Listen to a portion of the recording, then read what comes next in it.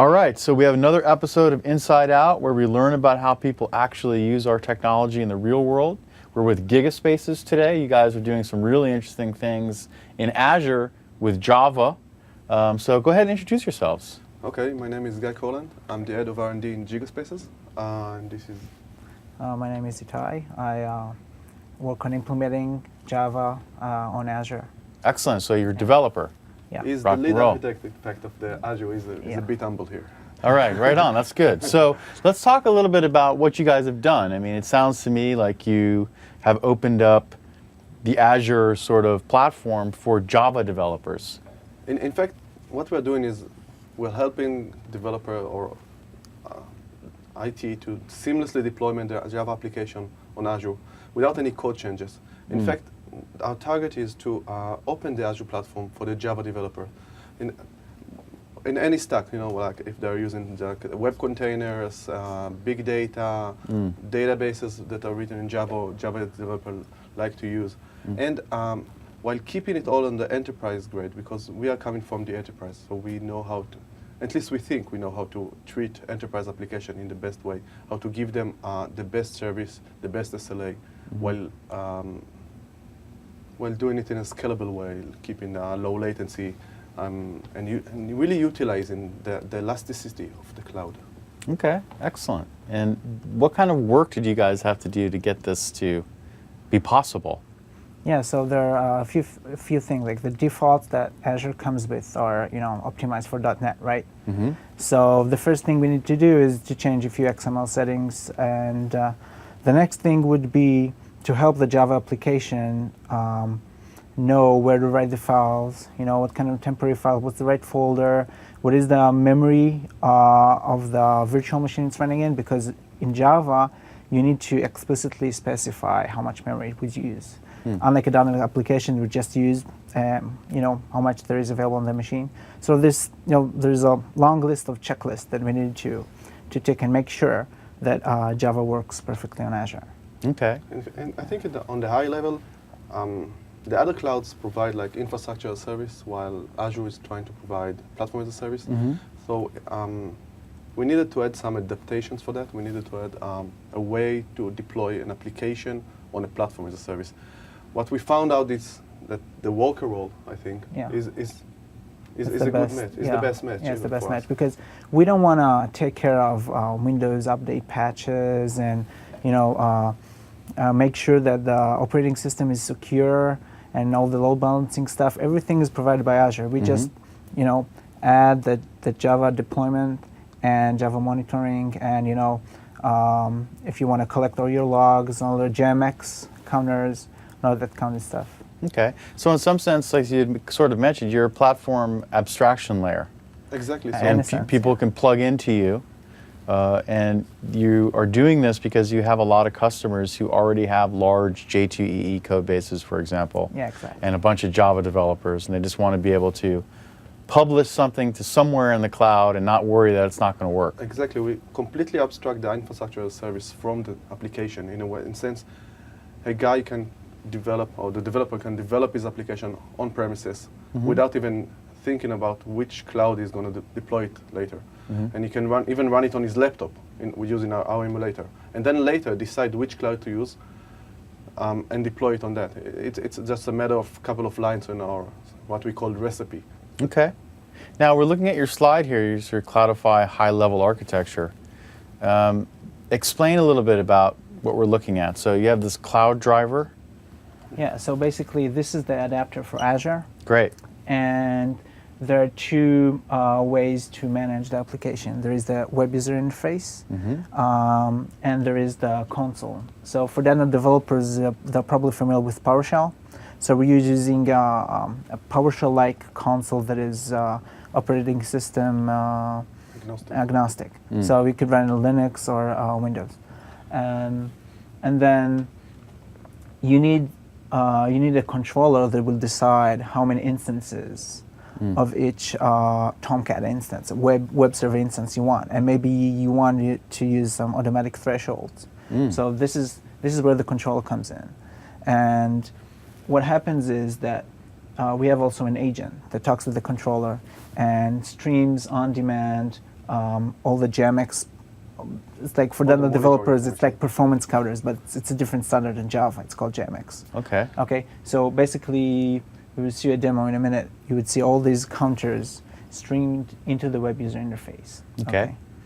And then the point is that once you're on Azure, you can take advantage of all the Azure REST services, because the REST services, it doesn't care if you're calling it from .NET or Java. So if you like better SQL Azure, so you can replace your MySQL deployment with SQL Azure using a JDBC adapter, and so on and so forth. Okay. So in fact, Yeah.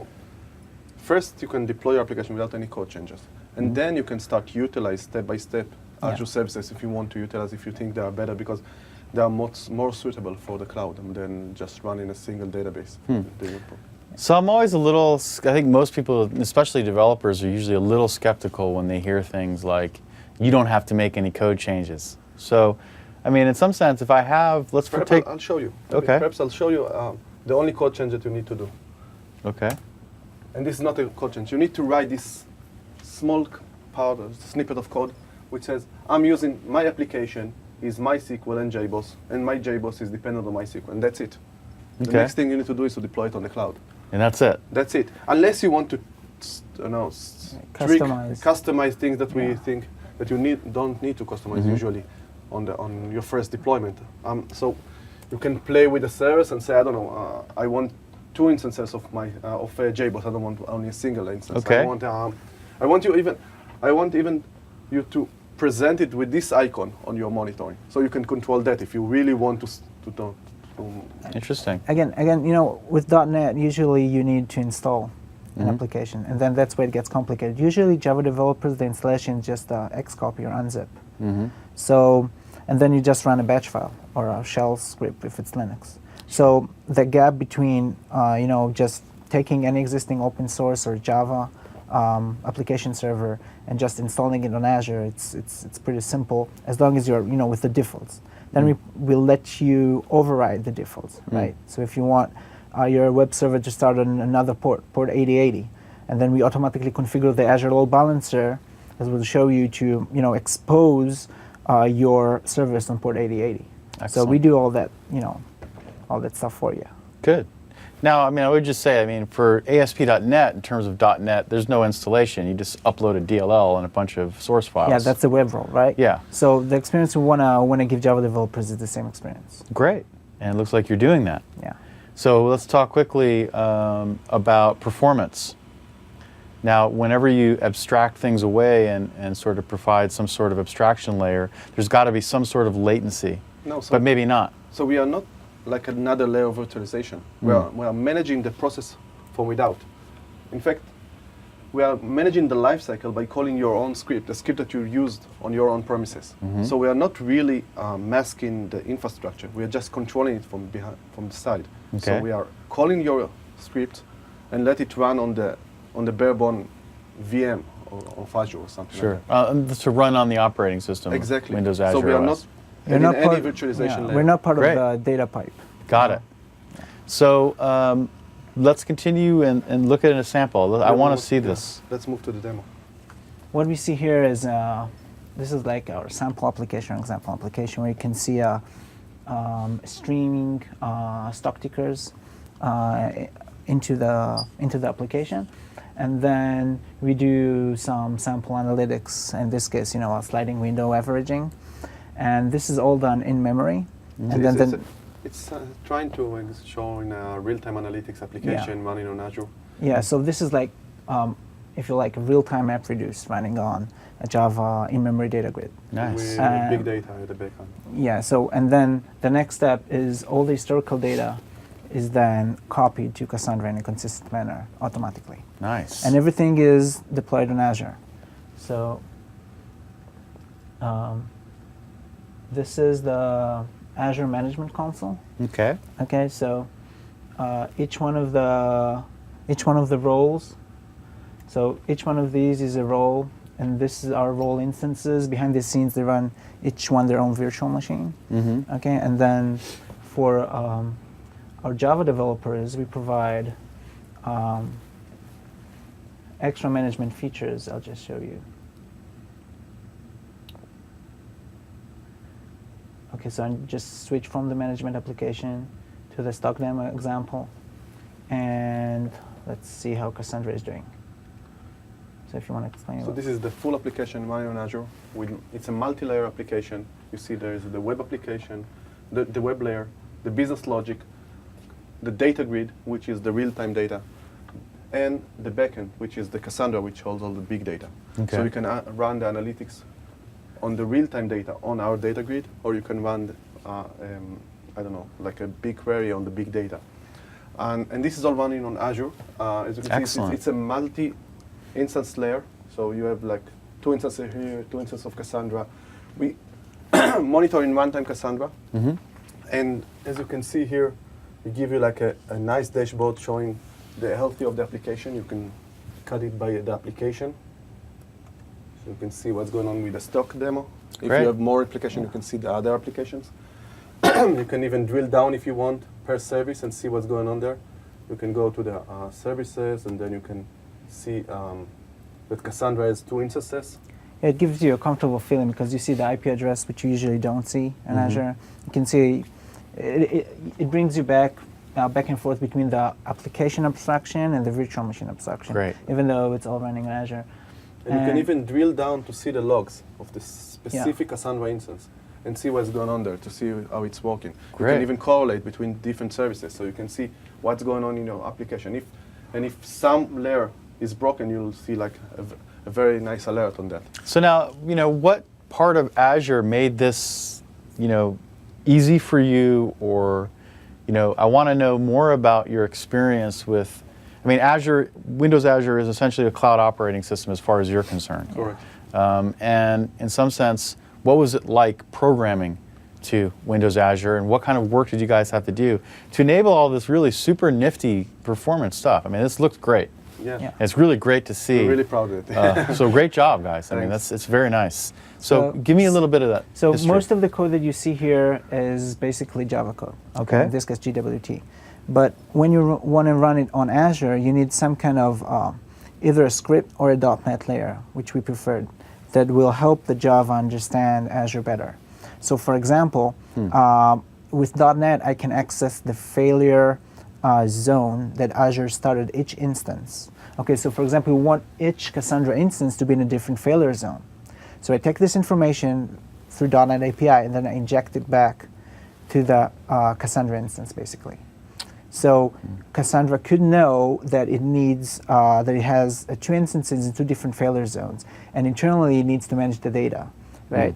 So there's already, for example, a Cassandra plugin from other clouds, and this enables Cassandra to be more aware of Azure. So this is one example. So now, in some sense, you guys are interoperating with the Fabric controller.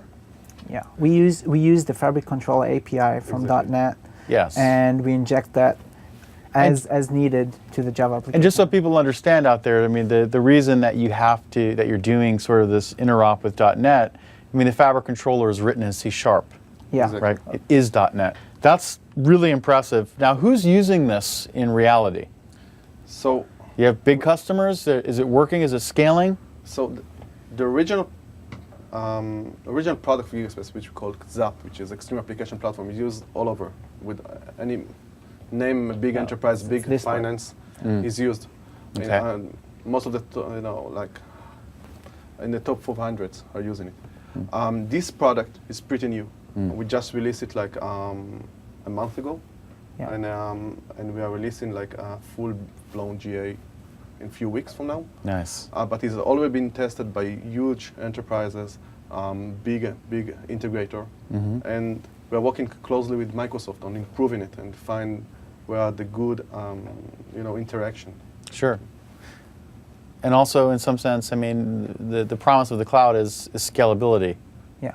So, you must have been doing tests where I could be doing massive data analysis, and I need more than 2 instances. I might need 100 instances or 100,000 instances, and I can do some serious parallel computation. Yeah, usually you won't start 100,000. Yeah, but yeah. let's look into the future, man. You never know. Yeah, but that's where we're going. Java applications usually have internal clustering management. Okay, and so the most NoSQLs, either written in Java or not, are already scale out ready in that sense. So you just throw them more machines and they know what to do with the machines as long as you have all this cloud metadata injected to them in the right way. Nice. Okay, so this is where we come in. And since we know how to control the SLA, when to scale them out, we can scale them out and give them the order to use this new infrastructure. Now, you also mentioned sort of in your materials that I kind of looked through very briefly that you have this notion of self-healing systems and your ability that your infrastructure will automatically manage, everything that for me. Let's talk about that. Since ZAP is used on finance institution and healthcare and e-commerce, and it cannot suffer any data loss. So we needed to develop a system that can self-heal. So we took all this infrastructure and put it on Cloudify. So now you get the same infrastructure for Cloudify, meaning if we realize that part of the data grid, part or the big data, or part of, for your web application is lost for some reason, then we can automatically start a new instance and connect it to the application. We can even automatically configure all the rest of the parties, like the load balancer or the database, to be connected with this new, entity. Yeah. And so is your application, your infrastructure, you've written it in Java? Yeah, All of it? Yeah. Okay. Except for the .NET interop Sure. parts. We have some .NET data interop. If you have an application that wants to write in .NET and then read it in Java, or the other way around, or even C++, we can do it. Excellent, man. So you mentioned C++. What do you mean? So, for example, if you need a really low latency application, Yeah. and you write in C++, and then you want to read that from a Java web server, you need some kind of interop, right? So either write it your own, or use some kind of messaging service, or if you want, a more statically typed with query features like you would have in a database, but much faster without losing all this latency, then you would use an in-memory data grid that has this interop capability. Great. And I mean, if you want to blast over a huge data set really fast, C++ isn't a bad choice either. Yeah. And it's nice to see that you guys have more, a model where you can plug in different languages. Exactly. It's not just about Java. No, it's not about Java.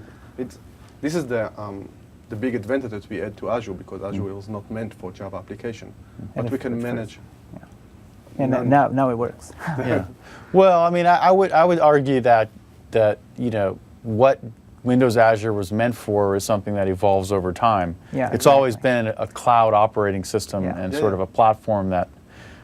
So I mean, if you look at Windows that runs on the client, you write in whatever language you want. We don't care, right? It's not, so the cloud is the vendor lock-in stuff, and the cloud. It's just those days doesn't make any sense. And more anymore. so with Java applications, because Java abstracts away the operating system. So you could run the Java application on Linux, you could run on Windows, and if the Hyper-V Windows Azure stack provides better performance, then why not? And I mean, again, and you could have a situation where your physical backend, your physical mesh, is a hybrid. You have some Linux servers, you have some Windows servers, you have some Unix servers, maybe, who knows. Yeah. But at the end of the day, you want to get the most power. And this comes down to the on-premise thing, where this would also be really useful if I had my own cloud. Exactly. And I had a mishmash of hardware that I use. It would, you could use a language, a virtual machine. I mean, in some sense, that's exactly what Java is. I mean, it runs inside of a virtual machine, right? The JVM. Yeah. So you can put that on various pieces of hardware. Anyway. I think one of the biggest promises is the hybrid cloud. You can run most of the year on your on-premises, and on, big Black Friday, burst into the Azure to utilize the on-demand computing power. Agreed. And we provide it. This is part of our solution, and this is built in the product because we believe that when you burst to the cloud, if you do not duplicate the data to the cloud, then you earn nothing. Because if you need to go back to the data all the time, back to the through the internet. Exactly. It will suffer great latencies and unknown SLA. So part of what we provide, we just bring part or all of your data when you cloud burst with the burst. We just bring the data and the compute together from your data center to the cloud, and then you do whatever you need to do. Like you wait a few days. Once the website traffic goes down, then just scale back. Now, of course, getting the data to the cloud is a physics problem. Yeah. And, if I have a couple terabytes of data that I want to push up to this burst, it's going to take a fair amount of time regardless how big the pipe is. Yeah, the data is partitioned. So you... I don't think in this way, partition is in this place, the partition is the right answer, but Okay. what we are recommending our customer, and again, we came from the data, we came from the application. Sure. Cloudify is our new offer. And most of our customers have multi-site solution, is that to synchronize the data all the time. And it might cost you some money, it might cost you some machines that you not really utilizing on Azure. But on demand, you can start the processing, which is the big chunk of machines. Yeah. And this way, using our platform, you can keep on the data synchronized on Azure all the time. Great. And burst whenever you want. Exactly. Perfect. Burst whenever you want. So this is great stuff, guys. Thanks for coming on C9. Thank you very much. We're going to go ahead and get you a copy of Windows 7 before you leave here. I can't believe... hey, I did some work on XP, so I'm proud to see it's still working. But right on, man. We believe in the cloud. We don't believe in the laptop. Yeah, it doesn't matter what Exactly. what's on the client, huh? Yeah. All right. Great job, you guys. This is good stuff. Thank you very much. Thanks.